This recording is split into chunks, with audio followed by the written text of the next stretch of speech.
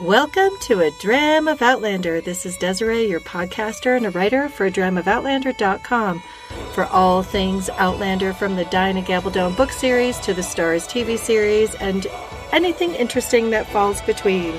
This is podcast episode 160, and we are covering season 4, episode 409, The Birds and the Bees. Hello! I've decided to switch up the intro again, as you noticed. I didn't want you thinking you'd fallen back in time a little bit. So, this episode was directed by David Moore and written for television by Toni, Graphia, and Matthew B. Roberts. All right. I've watched it twice, and it is totally spectacular as far as I'm concerned. If you look at the write-up that you get when you stream the podcast, it's going to be very minimal, but I have pages of notes from the show that I'm going to go by. There was just too much to write. That was good. And the summary goes something like this. Brianna returns to her room battered and bleeding. Lizzie tries to help. Roger returns to the tavern for Brianna, but is greeted by someone unexpected and is forced to leave. Brianna wakes late, learning Roger has left. The Frasers are in town. Brianna and Jamie meet for the first time. Claire is overwhelmed seeing her daughter. Brianna explains the reason for her visit. Young Ian meets his cousin. Lizzie is smitten. Brianna tells Claire all about Roger. Young Ian tells the story of what happened the last time they went upriver. They all arrive at Fraser's Ridge. Jamie and Brianna bond over bees. Domesticity rules. Roger gets a gemstone and heads to the ridge. Brianna reveals truths and secrets to Claire. Lizzie makes a proclamation. Jamie takes mistaken vengeance upon Roger. Whew! It's probably the longest summary I've ever done. This episode was slightly over an hour, and it was nonstop. There was so much. You couldn't blink without missing something. So I basically said, it's all good. That's my header this week. For the first time, maybe ever, I have only good to say about this episode. It hits every beat with superb acting, good storytelling, and every character feeling right in their own skins and actions. This episode feels like the essence of Outlander and why readers go back to the books again and again. Outside of the very first episode, this episode is my favorite of all the seasons. Closely followed by Faith and maybe The Wedding. There's a few others in there that are top-notch. The second viewing was even more satisfying than the first. This episode is what a quality adaptation should look like. The heart and soul of the story and the characters are masterfully brought to life with the alterations blending in as if they have always been there. I hope this is the new standard for the series moving forward. Toni and Matt wrote excellent material for the ensemble of actors, the director, and the host of personnel to turn into something magical. Really, this felt like lightning in a bottle. Like, this episode was magnificent. Really well done. I cannot see anything for me to critique and be like, yeah, well, that was a little slow. Well, that was confusing. No, they actually took some of the material that was confusing by its own right for the book and really turned it into something that was manageable and just as frustrating, but made sense to the core of the story. So I'm thankful and appreciative for that 100%. And I asked my husband about it, the non-reader guy. I mean, he reads books. He just hasn't read these books. And he's really just waiting to see what's going to happen to Bonnet. That's his whole thing. It's like, what's going on? What's going to happen? How is that guy going to get his karma, right? I know. Bonnet, man. He goes to his own drummer for sure. What a guy. What a bad guy.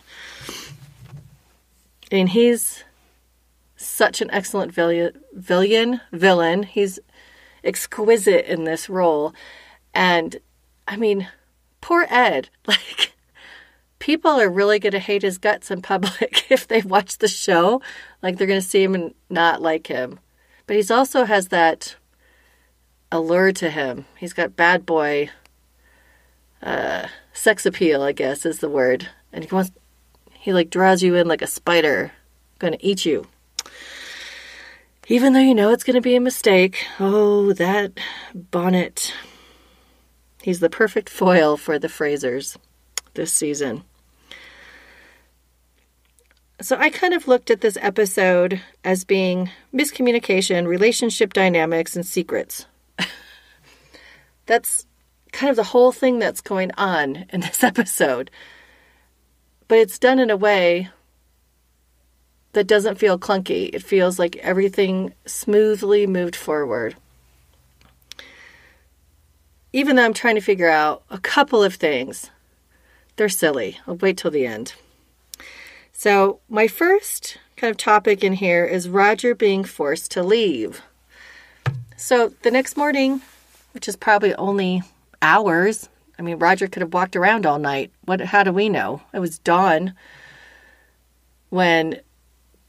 roughly dawn, getting close to it, when he and Brianna parted. So he comes back. It's early morning. And Brianna has not come down yet, right? And he asked the tavern keeper about her. And he's like, she's still upstairs. She hasn't come down yet. But then Roger was probably going to have them send someone up to wake her. That's my guess. Or he was going to wait around for her to come down. And he hears the voice of Bonnet. Now, remember, Bonnet had told him back in Scotland that they had multiple ports to go to. So, as Bonnet liked to call it, limbs and lassies. Maybe that's what I should call this little area, limbs and lassies. That Roger had a choice to make. He would either fulfill his job obligation that he agreed to, or he's going to lose a body part. And Bonnet's face, his expression, his deep, dark humor that he uses throughout, and his very physical mannerisms. You never know what this guy is going to do. He could just jump up onto the chair and cut you, right? You don't know. Unfortunately, that's what Brianna found out last episode. He's a viper, like he'll strike, or a shark. He's got that grin. And it's a shark's grin. He's going to gobble you up. Or a wolf's grin. Ooh, that's it. He's a wolf. And not so unceremoniously, Roger is forced out of the tavern and back on to service with the Gloriana until he gets to Philadelphia. And then once they complete the job, then he's free to do whatever he wants. Okay, so Roger is able to tell the tavern keeper that he wants him to tell the young lady, Brianna, that he was here looking for her, looking after her. So that puts in place. Now, we don't know where the Gloriana is going. We don't know how many ports are in between Wilmington and Philadelphia. So that right there is going to be a huge miscommunication, right? Because Roger and Brianna separated on very bad terms after having that fight. She has no idea if he's going to go back to Scotland on the Gloriana. What if it's a return trip at this point? She has no idea where else it's going. And since he didn't have time to leave her a note, hey, I'm going to Philadelphia and whatever X other ports, and I will be back as soon as possible. I love you, see you soon. Like, that didn't happen. So Roger probably could have had a couple of minutes to write a note had he thought of it. Didn't think of it. So this is a huge gap in Brianna's knowledge. And like later in the episode, she can't phone him. So there's that miscommunication. Plus their relationship dynamic is totally and wholly strained. Absolutely. I mean, we don't even know what was on his mind coming back, what he was going to say to her. He looked more concerned than anything. And I liked in his interaction with Bonnet, he had this calculating strength underneath. Like, Roger is changing. This experience is rapidly altering who he is now that they're in the colonies. And it wasn't just so much what happened on the ship and that, nearly dying a couple of times at the hand of Bonnet. But it's this rift between him and Brianna. And now we can actually see kind of into his heart how much he cares for her based on just the very subtle changes in his body when he's interacting with Bonnet. Like, he's calculating in his head, okay, so if I do this, it's probably going to take this long. She'll understand. I'm not going to be gone that long. It'll be fine. I'll just go to the ridge. Like, so he's making all these plans in his head that we don't see. But their relationship is maybe broken after what happened. And, it's going to be interesting to find out when he finds out what happens, if he finds out what happens, that the guilt that he's going to have from leaving her. I wonder how that will play later on. At this point, Roger has no more secrets. His secret got him totally busted by Brianna. And then we have Lizzie believing Roger is the man who harmed Brianna. She saw very little of him, but Brianna wasn't offering any other information, so she has no idea something else transpired. All she knows is Brianna left with this man who grabbed her by the arm. They looked like they were having words, but Brianna still went with him. And then she came back near dawn with a bloody nose, scrapes and bruises on her body. She'd obviously had sex. I mean, she'd lost her virginity. I mean, Lizzie's been her body maiden, handmaiden, servant. I don't even know what to call it. She's been her lady, her helper.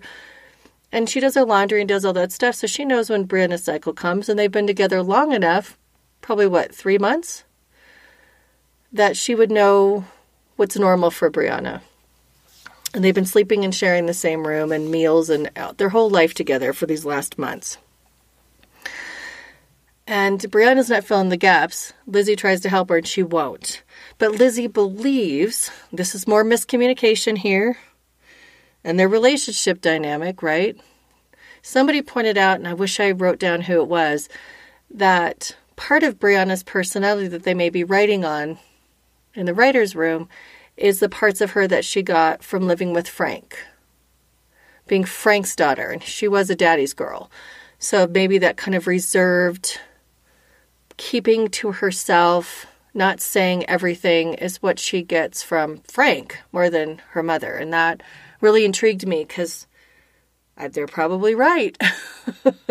So some of the stuff that we're seeing really has to do with more of her relationship with Frank and what she learned from him than where's the fire, right?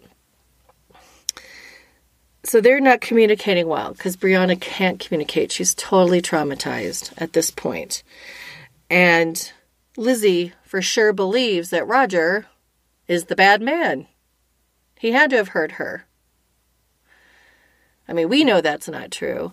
And from the script, there was so much more that Lizzie saw of Roger that it would be easier for her to make that determination than it would be from just that seconds of what she actually witnessed of what we saw in the show. So this, from the very beginning, since last episode, is a problem. This is a problem for Roger and Brianna. This is a problem for what's to come, right?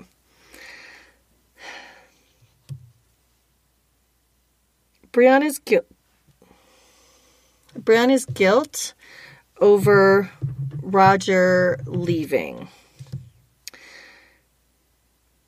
When Brianna sits and talks to Claire while they're on the riverboat and they're in the cabin, and she feels like it's her fault because she told him to leave. She pushed him away. That was her fault that Roger's gone and not coming back. She didn't ask. Nobody asked. Not Claire, not young Ian, not Jamie. None of them thought to say, hey, where's the Gloriana going? Not Lizzie. Nobody thought to go and find out what the ship's manifest, not the manifest, what is it? Plan. The port plan. I don't know what it's called. I'm not a sailor. But nobody thought to go and say, where is the ship heading? I mean, that's how Roger found Brianna. He looked at all the ship manifest to find passengers, and he figured out where she was going. That's how he ended up going where he was going, because he followed her. So nobody thought, hey, let's go figure out where the Gloriana's going. And if it's going to another local port or regional port, or if it's going back to Scotland or somewhere else. So this little tidbit that just gets left out from all these brilliantly smart people, I don't know about Lizzie, but these smart and astute people, is the fact that nobody asked that question. That's purposely left out. It's way more convoluted in the book. I'm just saying. This is where I have to there's so much from the book here, kind of have to bring it in a little bit. It's so much worse, the miscommunication in the book. But the theme stayed the same in the show. That's why it works so well. So this little tidbit is a pared down version of that. So viewers, yeah, we feel your frustration, those of us who've read the books. It is. It's so frustrating. Like, why would she not go before they left Wilmington? It's not like they didn't have time. Somebody could have thought to go ask, but nobody did. So her guilt is totally misplaced. That's again part of their relationship dynamic that's going to play forward. She thinks it's her fault. She's wearing that. On top of the fact that she knows and hasn't told her mother that she was raped on the way home after pushing Roger away. Roger never should have left her. It is a dangerous time. But her guilt is going to probably play into future parts of this storyline that are likely going to wreak havoc, or possibly wreak havoc, as you know, and have unintended consequences. So there's that. And again, it's running right into that more miscommunication. The next thing I have is father and daughter meeting for the first time. Now, this really has to do with relationship dynamic. Now, interestingly, Jamie has always been Team Frank, right? I mean, he was jealous of him and mad at him and all of those normal things because he got to have his wife and raise his child. But he's always been Team Frank. So when people get confused why Claire would still wear Frank's ring, I'm like, it's because Jamie is so secure. Jamie understands the depth of relationship that Claire had, that she did love him once, and he was honorable and did right things. Now, I know that's like me spitting in your eye for those of you who are totally anti-Frank and think that he was an a-hole and he cheated on her and whatever. Well, Claire was an a-hole to him too, so that's just what they did. They had a goal, they accomplished it, they raised a daughter together. They stuck it out. They provided her with a good home, mostly happy home, not completely, but a good solid home. And then blew her out of the water at the very last minute before he died and said they were getting divorced, which she wasn't expecting. People fight sometimes. It doesn't have to be perfect. Nothing's perfect. But Jamie is Team Frank. And knowing that is really important moving forward and actually acknowledging that. I mean, Claire had a deep love and connection to him. It was a huge chunk of her life. Now notice that Jamie doesn't wear a ring from Leary or have anything from her. He just has like stepdaughters to deal with. He has a future life of that. He's got them on board as his kids now. But he doesn't have those sentimental things, those touchstones, because she herself didn't end up being the important part in that. it was the daughters that he fell in love with, and he, those types of things. So Jamie being able to finally see his daughter, I mean, this whole scene was so great. And yes, him urinating on the wall, that was in the book. They kept it. And I know a lot of people were like, I wish they would have cut that out, but it's kind of makes sense to me to keep it. I just wish that he would have washed his hands. I mean, being around Claire enough, you should know to wipe your hands after you pee. And then he's touching her face. And I was actually having a Facebook Messenger conversation with a longtime friend of mine. And she said it really bothered her that he touched her face with a hand. And I was like, well, maybe that would not have been the hand that he touched his penis with when he shook it off. Well, Jamie's right-handed on the show. So, yeah, he touched her with the pee hand. He totally touched her with the penis hand. Sorry, Brianna. So for those of us who are really into hand washing, and this particular friend happens to be a midwife and birth advocate and stuff as well. So that was the one thing they were both like, should have washed your hands. They didn't have running water. But still, would have been really nice. Or at least wipe it on his pants. Just something. I don't know. Because he touches her face multiple times, touches her hair. But the whole scene was really endearing. And for him to think that she was a young woman who was hitting on him and that he has a wife, it really shows his honor and his loyalty to his wife. It shows what he's made of in a couple of very simple moments. We really get to see his heart and who he is. And all of the actors weren't actors this week. They all just became who they were supposed to be as these characters. And the tiny, subtle things that happened made everything beautiful and really brought that emotion to life and kind of yanked on our hearts, right?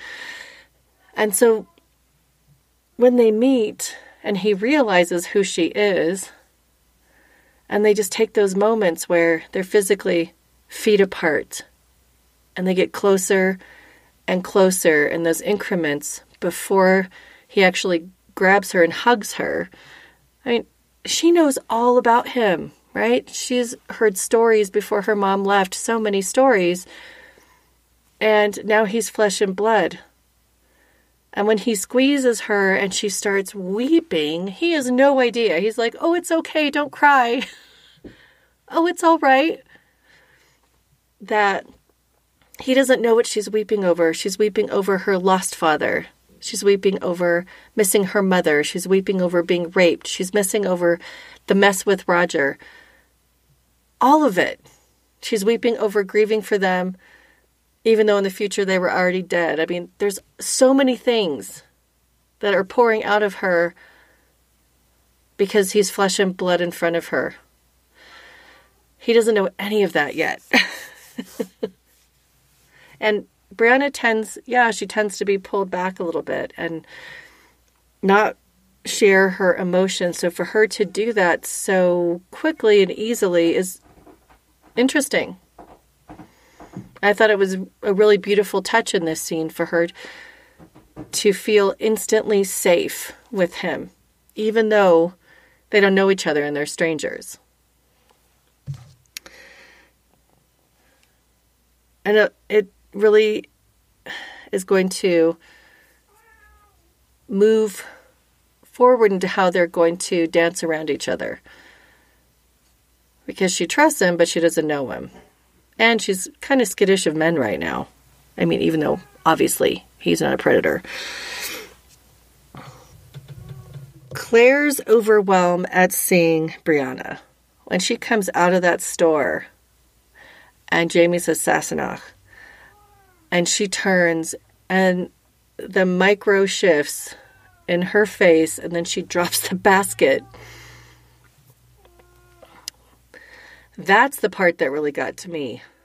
Because I'm a mama. I'm not a dad.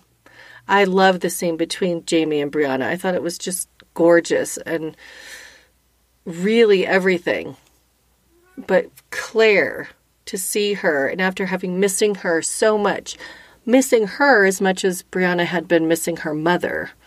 We really got to see both sides of that coin. And we're going to see a complete shift in their relationship dynamic, because in her mind, Brianna was an adult, but now she has to deal with lots of adult things with Brianna, outside of making sure she was financially secure and had a place to live and was settled in college and had Roger to look after her if she wanted to, those kind of things. And really, imagine Claire as her mother all of a sudden having this relationship with Jamie. That's kind of smack dead in your face, right? Especially her not knowing anything about Frank's last night and some of the relationship that Brianna had with Frank, Claire doesn't know about, because that's just how it is in life. And so now this fantasy, this relationship is totally dead in Brianna's face. But the fact that Brianna just yearned to see her mother, she had to see her, and didn't care what kind of shape she was in. They were traveling, or the plan was to travel. They never, they made it out of Wilmington with her parents. But that look and that, just the devastation and all the grief and all the missing was just all right there in that moment. It was a different missing that Jamie had for Brianna. And he always thought she was a small child in his head, like she never grew up. That's how it is for me as a midwife. The first birth I attended was 31 and a half years ago. Yeah. It's hard to believe that that baby is 31 and a half years old. Like that baby kind of stopped aging at a certain point in my head. So all of everything, all of Claire's guilt, all of her, everything that she had been thinking about and missing and longing for was right in front of her. And we got to see that. It just poured out between the two of them. That part made me super choke up. And we're going to see their relationship is going to have to grow. They had a good relationship, but it was definitely had its strain to it. And part of that is because Brianna was a daddy's girl, and she's Frank's daughter. And that's just how it was. That's how it was. And so now they get to forge something completely new and different, which I think is fantastic. Okay, Lizzie's teenage hormones. We have to talk about these for a second. So what did we learn about Lizzie and how she fits in this relationship with Brianna? And now the family is, Brianna took her on, right? She paid for her papers. And so she's indebted to Brianna, even though Brianna's not making her an indentured servant at all. She's still part and parcel of Brianna, and Brianna is actually very indebted to her, and she feels like she's a good friend. Even though Lizzie's supposed to be 16 years old, this young woman has been very protective of Brianna and helpful and kind and generous with her too. And they have built a bonded relationship with each other. So Lizzie, being supposed to be 16 years old, she's very tall for a 16-year-old. But, she meets young Ian and she's all goo-goo-eyed over him. So she comes with Brianna to the ridge as part of the settlers. But we can see that Lizzie's all of a sudden like, oh, boys are cute. Like she's starting to feel the boy crazy stuff. And that is going to pay forward. It's important that they did that to show us the underpinnings. On one hand, she's very proper. And like Brianna told her not to run through the streets because it was unladylike, which is hilarious. I think Brianna was just playing to the 18th century norms, I guess. and expectations, because I don't think Brianna would care whatsoever about running in the street. But Lizzie seeming like she's very proper and innocent, and she's been brought up God-fearing. And Brianna saved her from being a concubine, right? So for her to be all like lascivious looking at young Ian is pretty funny, because we're just starting to see more of who she is. We didn't really get to know her at all prior. We also learned about her that she probably has malaria, because Brianna mentioned twice about her being sick. Claire brought it up, so we got the 3 beat on that. So yeah, Jesuit bark works really well for malaria back then. Hard to come by, though. So Lizzie is actually an integral part of the story. She's one of those side characters that we will see over and over again in time. And I was telling my husband last night that I hope so much that one particular storyline with Lizzie is kept, because it is hilarious and just so body. She is one of my favorite characters, ultimately. It's hard to see that yet, but it's there. That little girl is a spitfire. Okay, so the next point is loyalty and bonding. This encompasses a lot, okay?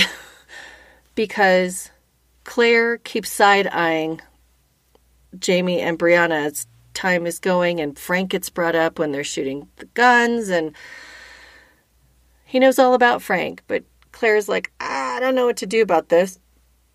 But she's watching this, and as they keep sort of bumping off each other, Brianna and Jamie do, trying to tiptoe around each other, and she brings it up to Jamie, because it is a big deal. Frank is like the big-ass elephant in the room, besides a few other elephants, like, where's Roger?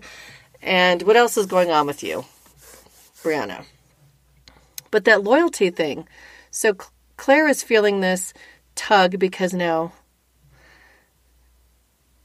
Brianna's witnessing Jamie and Claire's relationship, what their marriage is like. And Brianna loved Frank. I mean, daddy's girl, 100%, right? Then there's Jamie, who has had to live with the ghost of Frank since the first day he met Claire. He's done a very good job of it, unlike Frank, who did a very bad job of it. Ultimately, Frank couldn't share her. And he knew Claire's heart was lost to him when she came back. And then when he found evidence, it just brought it home deeper, that her heart was truly lost to him. And that though she cared for him and had a love for him, it wasn't the same at all.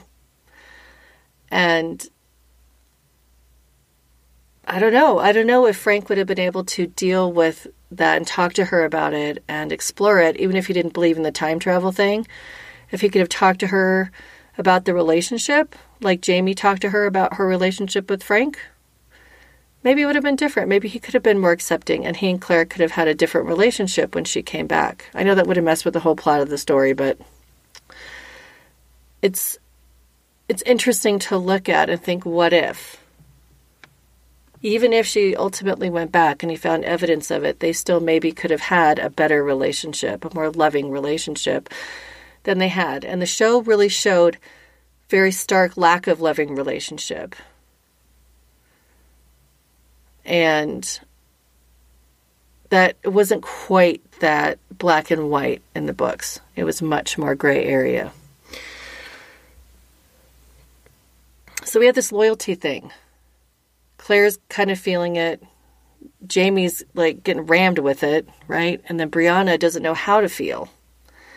So Claire sends Jamie and Bree hunting. take her hunting, what can you do? They don't have Apple Watches and smartphones to distract them. They have to talk to each other. They're going to be gone for 12 hours or whatever, or more. So he goes to get her, Jamie does, to go wake up Brianna and notice that she smiles in her sleep just like he does. It's something that connects them, and something that Claire noticed early on. But she says she'll go. And as they're going, they start having conversations, and they're able to talk about things. And when they finally find what they're hunting, which is bees, he said, we have to wait till dark, and then we smoke them out, and we take the hive, and then we relocate it back. So I did put a couple of links in the bottom of the written post about bee hunting, which is called geocaching, and how to move a hive, relocate it from one place to another. What methods are there? Just in case you ever want to go bee hunting or, alter the location of a hive. The thing I loved about that the most when I was reading was that you either relocate it no more than 3 feet, or it has to be at least 3 miles. So you have to take them to completely new territory or stay within a 3-foot boundary. Alrighty. So bees definitely have a method to their madness. But we get to the heart of it when they're sitting there talking. Because Brianna had mentioned Frank when they were doing target practice, and Jamie could not figure out how she learned how to shoot like that coming from the 20th century. And she explained that her father had taken her, and he's like, I know Frank, I know his name. Your mother told me about him. Because the other part of it is Brianna's used to the secrets. She didn't know anything about Jamie. She didn't know anything about this other relationship. She didn't know anything about what her dad had found. Nothing. She knew nothing until it got dropped on her head, right? And Jamie's always known. So for there not to be secrets in this circumstance is very challenging to her, I bet. That's all there's ever been. Claire held that secret for all decades. Frank held the secret for a couple decades. The Reverend held the secret, right? So this is new for Brianna. And she doesn't know what Jamie knows. So he says he knows the name. And then when they go to hunt for bees, they're able to sit down and he really talks to her. And let me find it in my notes. I adore this so much. So, here's what I wrote down. They find the beehive. Jamie explains after dark he'll blow smoke in the hive to stun them before removing the hive and transporting it back to the ridge. He tells her the bees will be content in their new home, but he's really hoping she'll be content in her new home. Nod, nod, wink, wink. And Brianna tells him she has a home. Jamie then says he doesn't want to replace her father. He was a good man. But she feels disloyal just being there with Jamie. Jamie's able to sit down and look her in the face and tell Brianna he's grateful to Frank, grateful for all he did. I mean, Frank stood by Brianna and Claire. He knows that Frank loved Brianna, even though he didn't see himself in her when he looked at her. How hard is that in that circumstance? Kids are adopted every day. Families are made in all sorts of ways. But for Frank, that we know that he never wanted to adopt children, he only wanted his own, and then he came up sterile. He was unable to have children, probably from his military work is my guess. He was exposed to something. Anyway, I digress. But he was able to look in the face of this child who had the straight nose and the red hair and didn't look anything like him and love her deeply. Jamie explains he had to give them to Frank, but he's not sorry she came back to him. and that she is a welcome disturbance, just as Claire was before her. He will call her Bree, and she can call him Da. So in that one scene, so much shifts between them. She can understand Jamie's perspective and see how open he is. Frank was not open to it. And she remembers being in his office when he drank that whole bottle of whatever it was, scotch maybe, when he found the obit. And he was closed off to it. He would not speak of it. Didn't even speak to Claire about it. But Jamie was like, yes, your dad was a good man. That is awesome. This right here also shows the heart and soul of Jamie and why he's such a beloved character. And it's not because he's this awesome man of modernity. It's because he's a man of thought. He's a man of feeling. He has emotional intelligence. Even if sometimes it gets him in real trouble. As we find later on in the show. In this episode, I mean. But he's able to sit there and be vulnerable and bear what he believes about Frank to her. That's a huge deal. Now they don't have to be strangers. She doesn't have to tiptoe around Frank. She can talk about it. She can talk about her mom's other husband because other people know about her other husband anyway. It's okay. And that's going to give their relationship freedom and really create a foundation of, I think, honesty. Yeah, I know. I'm getting there. And really be able to build a love between them, not just this idea of who somebody is, but for who they are to each other. And this really gives Brianna the freedom just to move forward in her relationship with Jamie, not see Jamie as her mother's husband and her biological father. He can be something to her. So I really love that part. And they're able to bond. But then Claire tries to look at this loyalty and bonding. You know, I saw it from a different vantage point for those two when she tells her she can talk to her about Roger. And she knows this whole situation is overwhelming. But we see Brianna through the episode acknowledging the health of this relationship that her mother and biological dad, her dad, Jamie, has. And just how deep it is. And her mother is really herself. She gets to see parts of her mother she never experienced before because Claire was half a person without Jamie. And she never got to experience this type of woman that her mother is. And now she gets to. So they get to bond on a whole new level.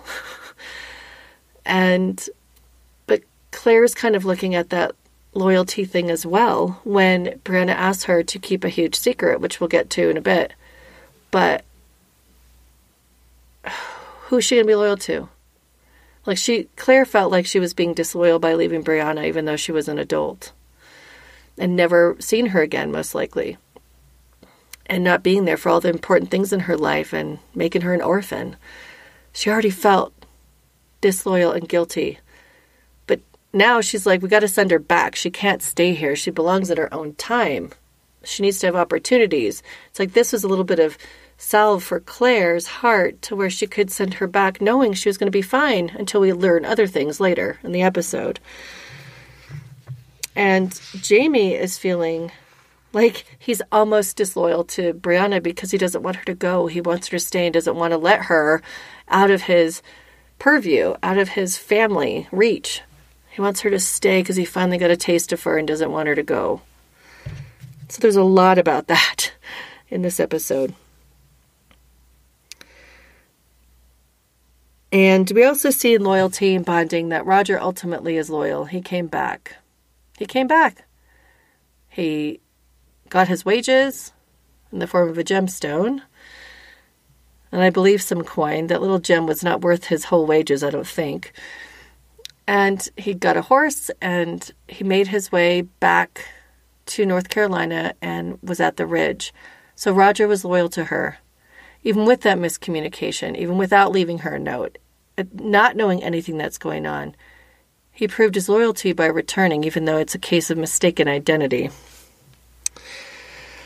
Okay, so Brianna's rape and the pregnancy. Ooh, okay. So I love that Claire was still able to read Brianna's mind and be like, how far along are you, girl? When they were picking herbs.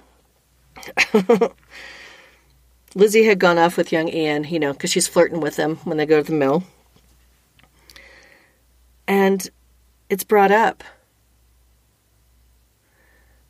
And Brianna thinks about 2 months. So that means that she's been on the Ridge for like 6 weeks now. It's been quite a long time. Because she got pregnant the first night she had sex. It was only one night, so I don't know what her last menstrual cycle was. But if she's about 8 weeks pregnant, she was sitting at probably 5.5 to 6 weeks has she been at the Ridge or with her parents, because it was the day after this all happened, or the morning after that she found them, or afternoon, whatever, close enough, same day. So she tells her, I love the part where she gets annoyed with her mother, and it's like, I didn't think I had to pack condoms, mama, or whatever she said. It was very funny. She wasn't expecting to need them. And when she explains, without saying it, that, coitus interruptus, which if you listen to the book read along, I went into a whole explanation of that. But again, multiple encounters happened between her and Roger. And I didn't see a washing tub in that room. He wasn't cleaning himself in between. So that means every time he ejaculated, without wiping himself off, evidence was left behind on him. So then they have sex again, even though that he's going to pull out before he ejaculates. He's still depositing semen with sperm in it inside of her. It takes one of those suckers. That's it. And they're highly motivated. Biological imperative. So they had multiple encounters over that evening. And then Stephen Bonnet for sure ejaculated in her. I know it's blunt, but it's an adult TV show. So she thinks that it's more likely that Bonnet's the father. However, Roger had been there several times prior. So unless Bonnet has some very expedient sperm, whatever Roger deposited has a head start. I'll just leave it there. So Claire should know this, but it's neither here nor there. But basically, we're not sure. We don't know who the father is, because it really could be either one of theirs, based on sheer numbers of times that Roger was with Brianna, just because of whatever evidence was left behind, and the one time with Bonnet. I love how they handled the scene between them, because Brianna was visibly relieved that Claire could still read her mind and know what was going on. And she could hold her and she could be her little girl, even though she's an adult now. She could still be comforted in a way that nobody else could comfort her except for her mother. So it'd be interesting to see how they play this pregnancy out. Because from here, Claire goes and tells Jamie that not only was Brianna raped, which is going to bring up his hackles, from 0 to 100 because of his experience, and that she's pregnant. So this is going to leave some looming questions about where she should be in the 20th or the 18th century. But this is also going to change the relationship between her and Jamie. It's changing the relationship between her and her mom. There's miscommunication because nobody else knows that she had encounters with 2 people except for her mother. Nobody else knows this.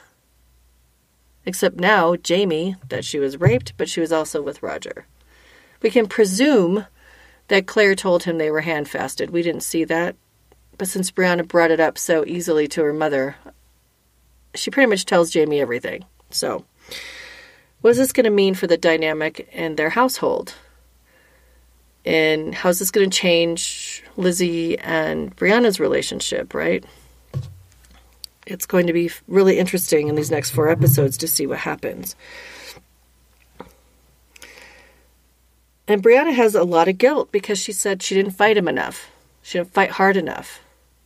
And the placement for that is going to be fascinating to see if there's any conversation between Brianna and Jamie about rape. Because remember, her mother told her everything that happened to Jamie. So we'll see. We'll see if that comes up and if that is something that's even addressed at all in the show. And then I get to the terrible secrets. So the terrible secrets are that when Claire was doing laundry, I swear it's a mom skill, that she finds her original ring from Jamie. And that means the only way that Brianna could have gotten it was from Stephen Bonnet. Because Brianna figured out it was Stephen Bonnet, who it was, based on the story Ian told her. And she's like, I'm not telling anybody anything. Not bringing it up. And then Claire now realizes this, and when she confronts Brianna with it, Brianna's like, yes, it was him. And she told her what happened. I mean, really how it played out a little bit more. And that she wants it secret. She cannot tell anybody because Jamie will go after him. And Stephen Bonnet is just such a horrible person that what's going to happen to Jamie if he goes after him? So Claire can't say anything. And Claire doesn't say that she'll hold her secret, but she's just, whoa. Really kind of traumatized by this whole thing in the moment. But it looks like she's going to keep her secret. And the other terrible secret is that Lizzie's supposed to keep, and young Ian's supposed to keep, and Jamie, is the fact that Roger was on the ridge. He was very near the cabin. And Jamie went and beat the hell out of him after Lizzie told him that, yes, this was the man that she was with, and told her side of the story, her version of events, which there's a lot missing from. And so Jamie's just running on, again, misinformation, miscommunication, and what Lizzie perceived the relationship dynamic between Roger and Brianna. She doesn't even know his name, that man, that brute. Man, if she could have seen what Bonnet did to her, she would really think that, Roger was not a brute. Anyway, so her side of the story is out, and Jamie just takes it hook, line, and sinker. He doesn't go and talk to Brianna. He doesn't go and get more information. He doesn't go and detain Roger and bring him back to the cabin and ask Brianna, did this man do this to you? He doesn't do anything. He tells them to keep the secret, like take Lizzie back to the cabin, and she's not to tell anybody anything. And Jamie goes and finds Roger where Lizzie and young Ian had seen him, and Roger's about to ask a question, and Jamie just beats the living pulp out of him. Like, beats the crap out of him. Like, he would have killed him, it looks like. I didn't count how many times he punched him because it was too painful. But he is just wrecked. Unconscious. He doesn't even get a chance to fight back. Jamie is in a total berserker rage. And this can't just be because of Brianna being raped. And this misidentity. This has to do with his own situation and not being able to fight back. This has to do with him just having to, quote, take it from Blackjack Randall or he would hurt Claire. They had a bargain, right? So this has to do with the continual spiral of healing that hasn't occurred. And that rage rose up in him, and it was for himself as well as Brianna that he did what he did. That's what I believe. And young Ian intervenes because somebody was coming up the road, and Jamie says, take him, not kill him, but take him and get rid of him, even though he does deserve to die. And that's what we see. That's a huge secret. Now, Roger didn't even get his name out. He didn't get his situation out. He didn't get to tell him anything. So Jamie was just going on whatever Lizzie said. So who's culpable here? This is pretty crappy for all of them. Like, Lizzie was right to spill the beans, but her not saying anything to anybody else and keeping that secret is pretty terrible. Jamie just going roughshod and going freaking bananas. Well, he's at fault for that. He didn't check himself, right? Oh, he's being protected, blah, blah, blah. Yeah, unless there was imminent threat and somebody was literally trying to hurt me, I don't expect my husband to ever almost beat somebody to death. Like, that's pretty hardcore. Even though Jamie's a man of blood, for sure. Like, there's a lot that goes into this. And no, not every man in the 18th century would just beat Roger to a pulp and blah, blah, blah. That's not how it would be. But he took it into his own hands, and he did what he thought, and he ran on emotion. He didn't think about it. He just did it. He took everything out on Roger. And it's really terrible. Claire doesn't keep secrets from Jamie. Like, she tried to keep the secret about sleeping with Louis, right? But she doesn't keep secrets from him. And she's such an open book that for her to keep a secret about having that ring back, like, how's that going to play out? And then covering for Brianna and not saying who the rapist was. So we don't even know for sure if Claire told Jamie about the hand fasting and that she was with both of them. We don't know. We didn't see all of that. I mean, I presume she did, but I can't presume anything because we didn't see it. If it happened off screen, we don't know. But magnificent. Like, this was just so good at really exploring the characters, revealing the characters, looking at these relationships, looking at just how detrimental, like not communicating well, and how the smallest things can significantly alter a relationship, right? And what secrets can do. So what's Roger in for? Like, I think I know what he's in for, but not sure. So I have some lingering questions then. How is Jamie going to explain his busted up hand? Notice that, I mean, there's a reason, like the fracture I had in my hand when I fell hiking. It's called a boxer's fracture.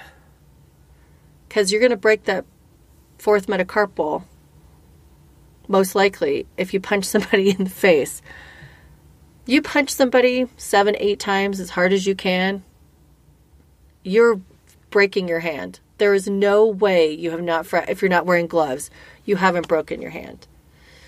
So Jamie's going to go back to the cabin, obviously with injuries that look like he got into a fight, and his hand is going to be fractured again. Number one, big deal. That's a huge deal. How's he going to explain that away? Will Claire be able to keep the secret from him? How long can she carry that ring around before she can't not show it to him? How long? Because it's going to create a distance between her and Jamie that they both feel that thread. It reminds me of, if you read any stories that have fae in it, like the fairy folk, the high fairy. Not the fairy folk like the old folk, like they talk about in Outlander, but the fae that are immortal. That they have a mating bond that happens. And through that bond, there's like a thread between them that they can communicate with each other telepathically almost, like just through their bodies. even if they're far, far apart. That's what kind of reminds me of what Jamie and Claire have. They have such a deep mating bond that when their communication gets off kilter, it is extremely obvious because it's so not normal for them. And that they even communicated through the years in dreams, and they kept that bond alive and taut during 20 years apart and 200 years. So that's what it reminds me of. Like, he's going to notice something's askew. Will Lizzie and young Ian keep the secret? Can Lizzie actually keep her closeness to Brianna and not tell her what's happened? Like, how, even if she thinks it's for the greater good, even if she thinks it's the best interest, how can she keep that secret? Now, young Ian will, because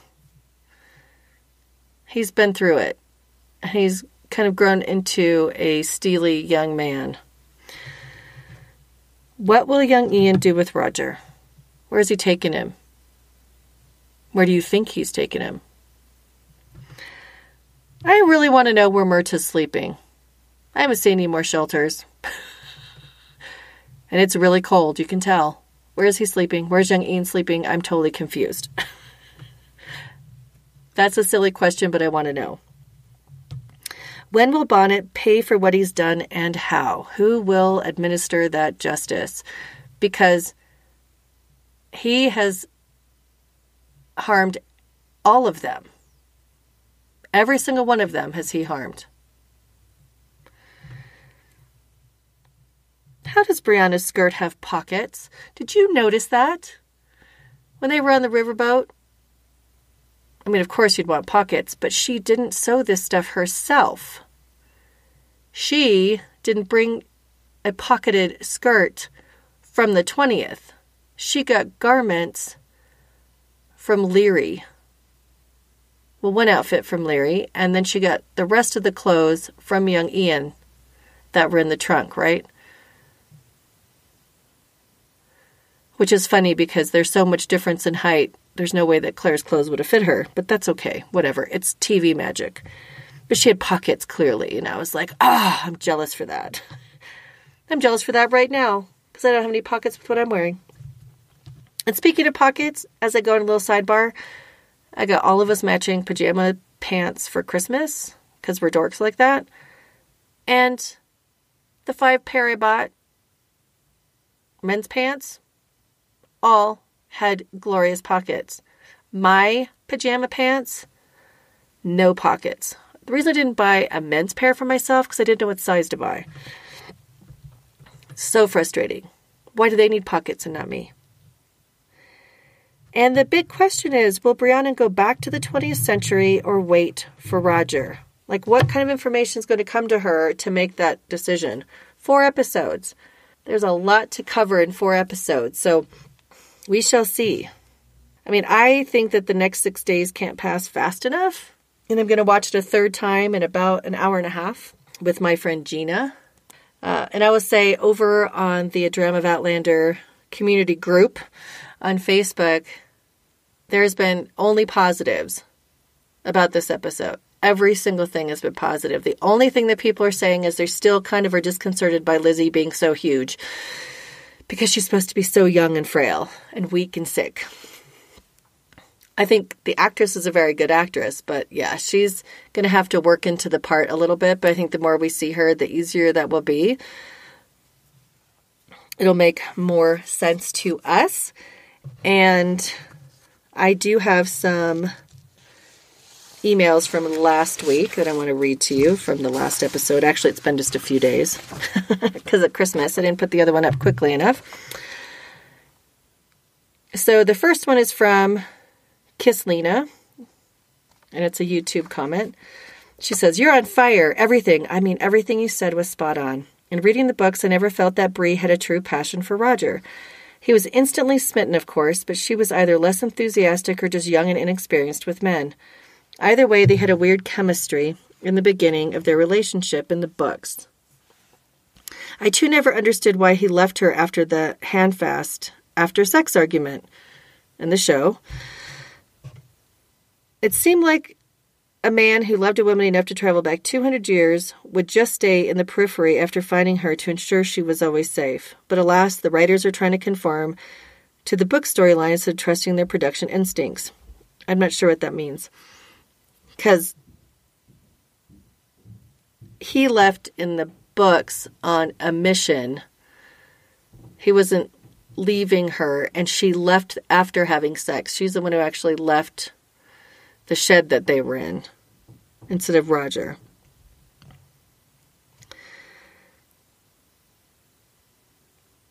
Bonnet is there and notices, she says, instead of what we saw, how about Roger's insistence that he walk Bree back to the inn?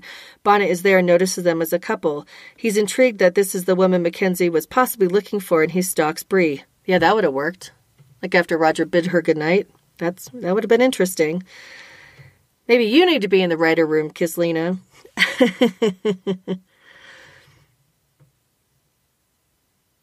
Like she says, in a set-up interaction by Bonnet the next day, yes, she sees the ring with the same evil result. I'm just saying Roger should care more to try and keep her safe.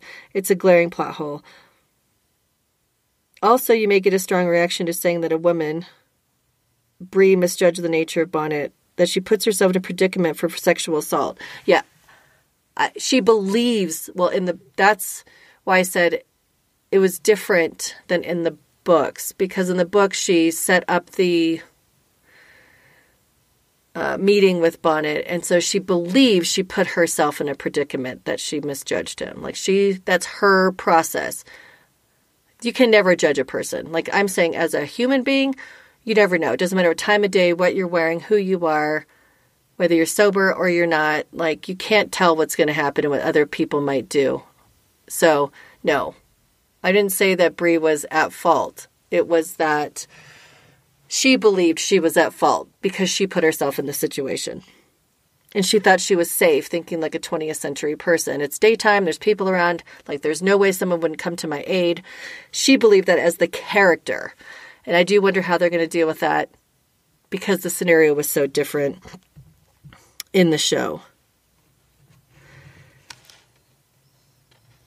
And so there's more to her comment about male accountability. I agree. Rape happens because the rapist does it. It has nothing to do with what the person being raped did or didn't do. Hands down. I totally agree with that.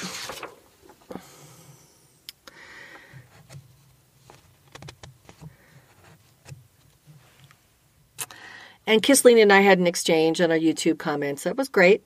But if you want to go, you can go and read it to see the fullness of it. And then she says, one last thought. I hope that the show writers don't embark on a Bree is also like her daddy, Frank, because that is a fact of life that the person who raises a child to adulthood leaves a strong and indelible imprint. The fans want to see more Fraser fire, but Bree is also a cool Randall. Oh, Kislena was the one who said that. Thank you. I'm glad I printed this out.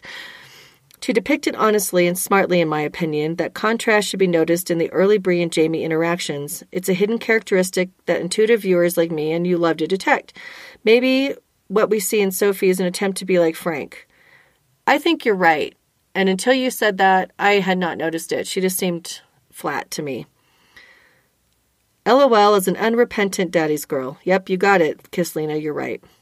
Her cool, detached air is very Randall, though through Jamie, she will discover her hidden Fraser passion, and then it should click for her and Roger as she pines for him during the separation. I hope so. Like, that is so amazing that you hit on that. Just a thought, something had to explain it. Or never mind, Rosanna Dana. You have to be like our age. You have to be like 50 to understand the Rosanna Dana remark.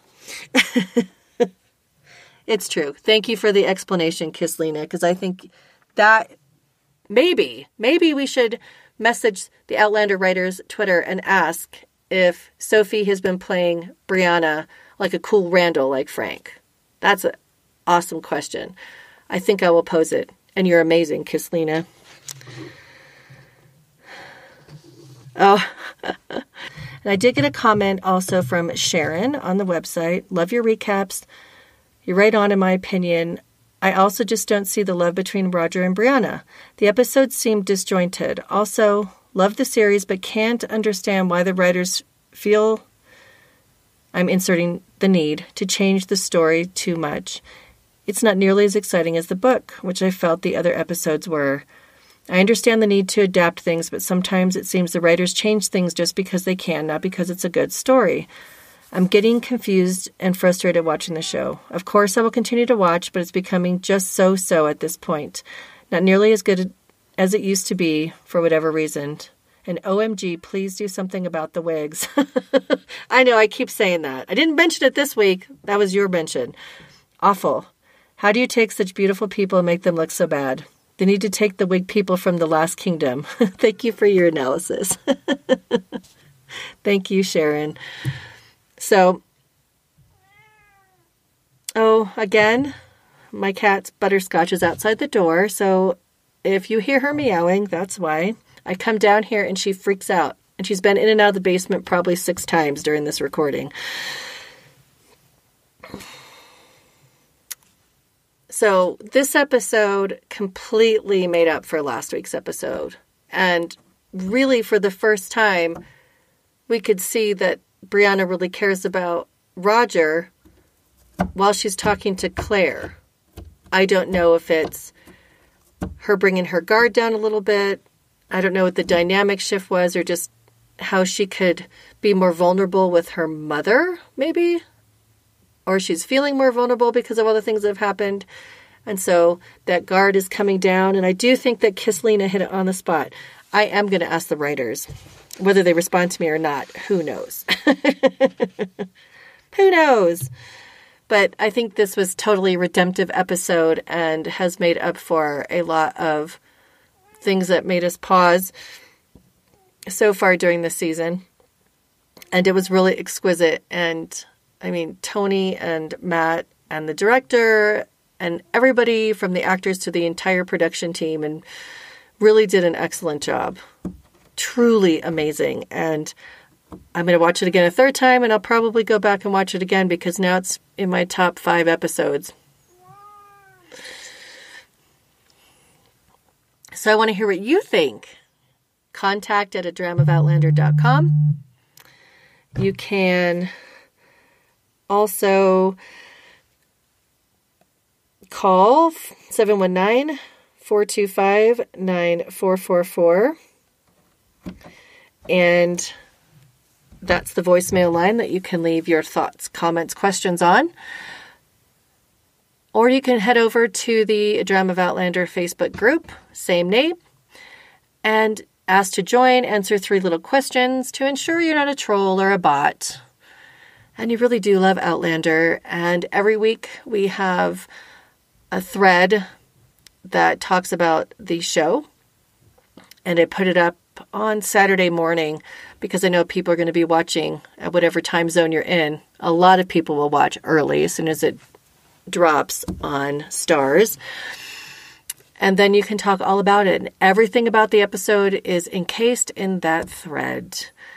That way people can speak freely. And those who have not watched the episode yet or don't watch the episodes and they only read the books, they don't have to participate. But it's a lovely thing. And I have not been able to figure out another avenue to do chats for those of you who are not on Facebook. It is the easiest place to do it. I used to do Twitter chats all the time. I do want to do a Twitter chat after the last episode as a wrap-up. And I'll put a notice out there. And my poor kitty is just crying. And now she's jumping at the window. So I'm really sorry if it's distracting to you. Even though I'm in this nice box, she still finds a way to make herself known, my podcat. I will post a picture of her again. She's very cute, but she's also completely insolent when it comes to this, and she wants in the box with her mommy. This is where life and podcasting meet right up. So if I can find another avenue, I will. I am going to start doing more posts on Patreon as well. Little quips and thoughts and things. And that is one of the ways that you can support the podcast. It is by offering as little as $1 a month. That helps. Every penny counts toward the production and upkeep of the podcast and equipment. And if you would rather, you can send a one-time offering and you can just drop me an email or a phone message and I will get back to you on that. But the best way that you can support the show is to go to Apple Podcasts and through iTunes and leave a review. You don't have to write words unless you want to, but for every 5-star review I get, it helps people find me, as well as you can go to Spotify and Google Play or what other streaming site that you use and leave a review, because it does bring people to me. Share the podcast with other Outlander lovers and share it on social media. That's how other people will find me, and we'll continue to grow the podcast. It's all kind of word of mouth. And I appreciate you guys. You know, it's amazing to be able to do this week in and week out. And I'm really looking forward to diving into the Fiery Cross. I'm probably going to do the read-along slightly differently because Fiery Cross is so incredibly long. I'm looking at 40 plus episodes. And I have to figure out what style I want to do the read-along in. So if you have any thoughts on that, as we're getting close to the end of season 4 of the TV series, again, shoot me your thoughts and let me know what you think would be a good way to do the read-along. Because, you know, the first part of the book is Crazy Town. It's like the longest week, including the longest 24 hours ever in the history of books. But we first have to get through the TV show, and there's a lot still to come that's super exciting, and we're going to really see the grit of Roger and some comeuppances. They're coming. So Instagram and Twitter, it's Dram of Outlander without the A in the front. Of course, the website is thedramofoutlander.com. And thank you for listening, and thank you so much for sharing the show. Thank you for your contributions. I look forward to your comments week in and week out. And until next time, Slán je va.